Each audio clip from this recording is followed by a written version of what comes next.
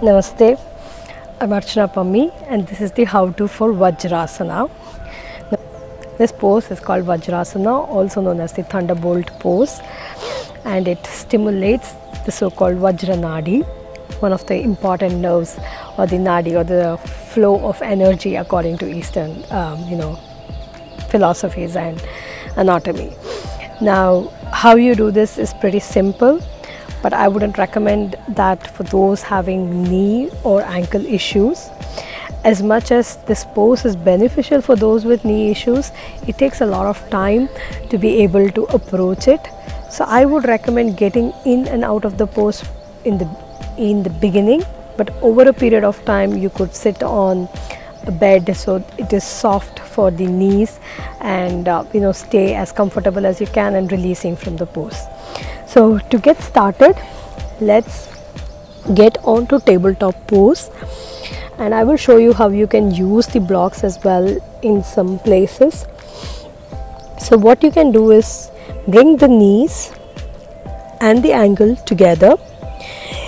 You may keep the big toes together, the heels apart. As you exhale, you can place the hips on the heels. You're sitting actually on the curve formed by the heels. The curve formed by the heels. You're sitting on that in Vajrasana.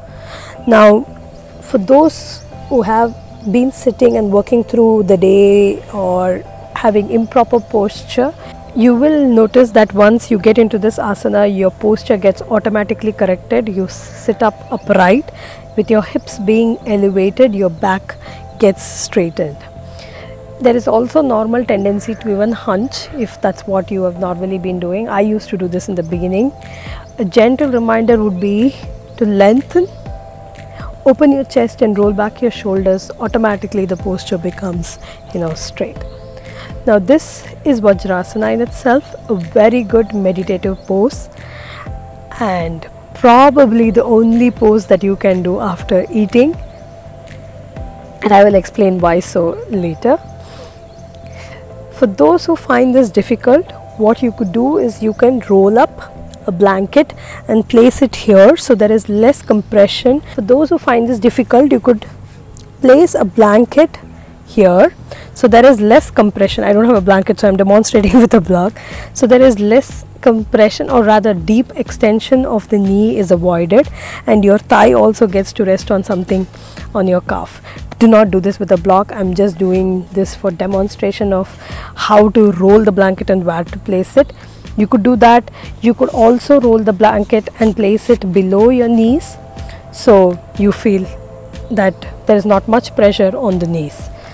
Another way you could do is to place the block in between, bring your knees and sit on the block, so that way there is less pressure, not much extension of the knee and less pressure on the heels, so you'll be able to sit comfortably for longer times. Simply to get out of the pose, place the palms in front of you, inhale, exhale and release. Now that is Vajrasana. Vajrasana, a good pose for digestion. The reason is when you're sitting, the blood flow is stopped for the lower limbs, the legs, and because of that there's more blood flow for the digestive organs or the abdominal area, and it improves in the digestion process. And very good pose for meditation, or because again your spine is straight. The spine is considered the main channel through which the Kundalini energy flows up, and keeping it straight is quintessential when you're doing meditation. Very good pose for meditation because the spine is straight, and the spine being straight is very close to the channel through which the Kundalini energy rises from the lower chakras to the crown chakra. So that's why it's recommended for even meditation to sit in Vajrasana and then meditate.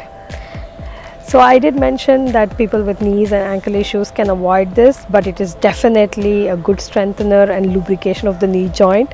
So I used to, a fun thing that I used to practice is I used to sit in bed in the tabletop position, get into Vajrasana and get back up.